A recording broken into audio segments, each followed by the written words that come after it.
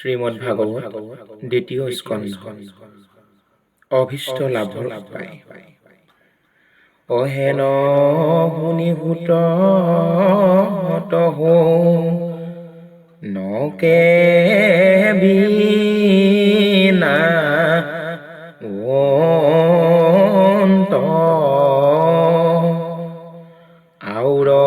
কিবা হুকটনি পতি পুচি লন্ত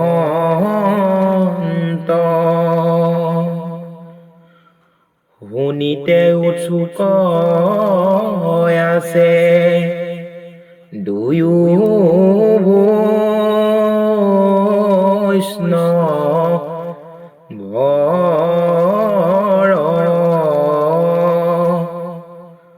যেন ভৈল সংবাদক সিও নিৰন্তৰ ক্ষণি কোনো শুনে কৃষ্ণ কথা যিটো নৰ ব্যৰ্থে আয়ু হৰে সূৰ্য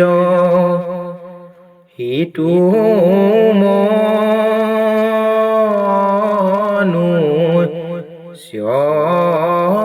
মনুষ্যৰ হেন জানি কৃষ্ণ কথা সংসাৰতে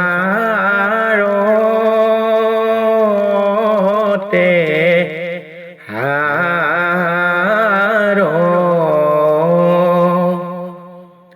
কহিও কহু আয়ু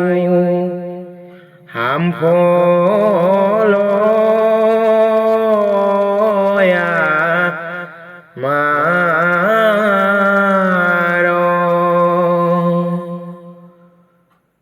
যাৰ কৰ্ণ পৃথক গৈল দামোদৰ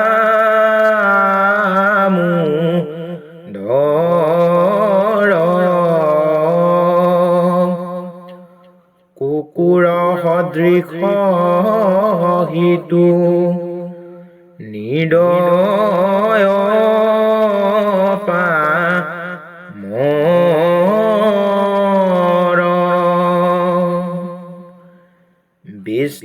বিষ্ঠামূত্ৰ ভুঞ্জে যেন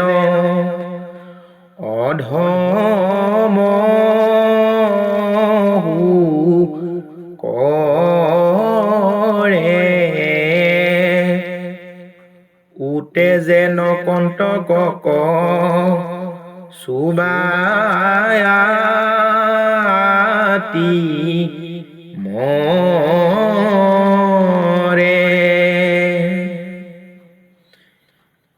যেন গাধে ব্যৰ্থে মাত্ৰ বহি মৰে ভাৰ এহি চাৰি গোটা পশু পতন্তৰ তাহাৰ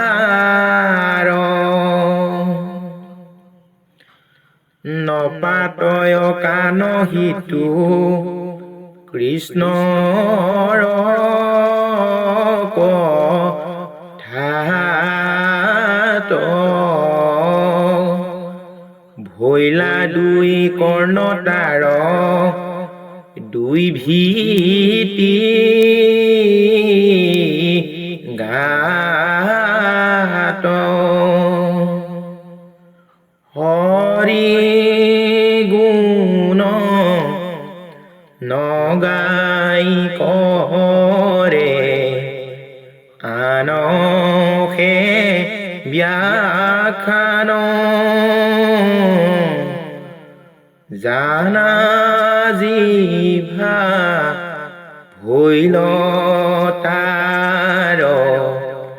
বেঙৰ মান যাৰ হিৰে নকৰে কৃষ্ণক নমস্কাৰ কীৰ্তি গোট মাথা ভাৰ ভৈল তাৰ কৃষ্ণৰ কৰে কৰ্ম যিটো হস্ত দুই কংকণ হিতে হিতু সম পুই কৃষ্ণৰ মূৰ্তি যিটো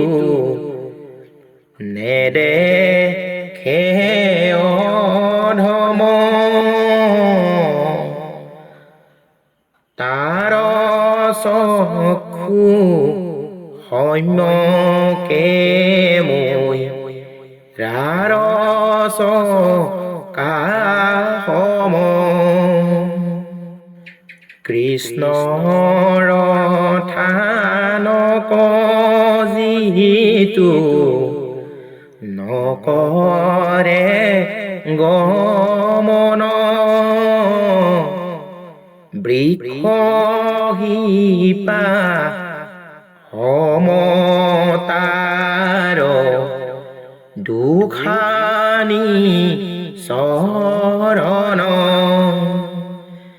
ভকতৰ পদৰেনো নলৱে যিজন জীৱন্ততে হৱহিতু মৃতক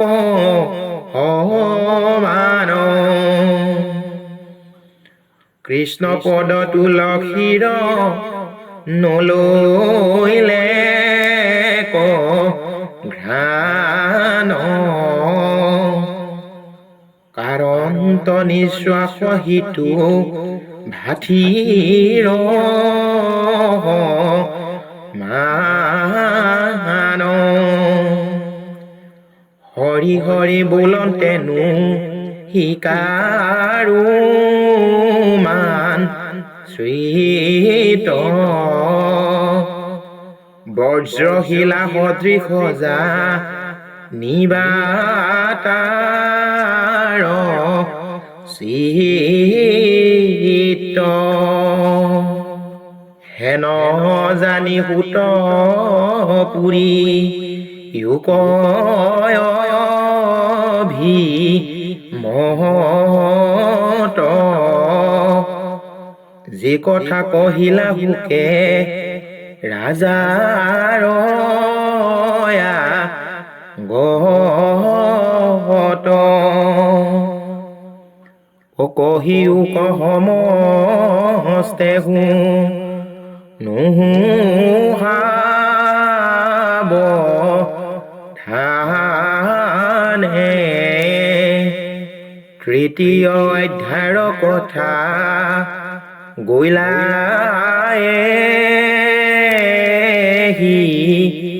মানে কৃষ্ণ হৰি ৰাম